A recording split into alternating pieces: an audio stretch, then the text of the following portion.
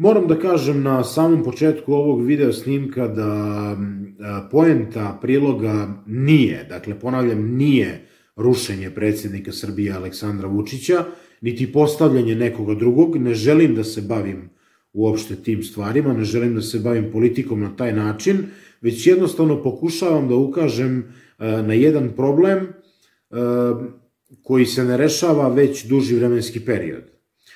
Naime, o čemu se radi? Prilikom izgradnje Koridora 11, tačnije deonice puta Koridora 11 i obilaznice oko Gornjeg Milanovca, došlo je do oštećenja, i to velikog oštećenja puta koji saobraća od Gornjeg Milanovca do Ljiga, preko sela Kalimanići, Vrnčani, Ručići, Boljkovci, Lalinci i tako dalje. Šta se tu u stvari dogodilo?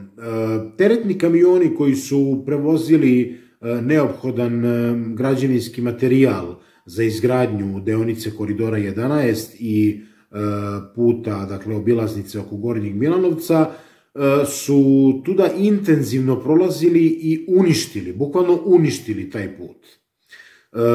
Niko se nije našao još uvek da reši ovaj problem. Obećavali su da će posle izgradnje ove dve velike saobraćajnice rešiti i ovaj problem, dakle da će rešiti i ovaj put, da će ga asfaltirati, međutim nekako mi se čini da su nam nadležni okrenuli leđa. Mogao bih slobodno da kažem da je ovo problem koji bi trebalo da reši opštinska uprava. Ako ne može da već problem reši opštinska uprava, neka pronađu ljude koji su nadležni i koji mogu da izađu na kraj sa ovim problemom.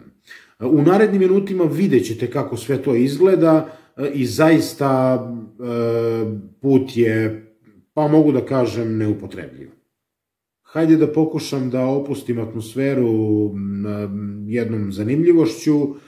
Dakle, nekada je, to stariji meštani pamte, ovim krajem prolazio autobus na relaciji Gornji Milanovac, selo Dići, Ljig, Beograd. Linije su bile redovne, dakle, iz Gornjeg Milanovca ka Beogradu kroz sva ova sela. Međutim, evo, danas je situacija potpuno drugačija i mislim da je stanovništvo ovog kraja sa pravom nezadovoljno što na ovakav način koristi ovaj put.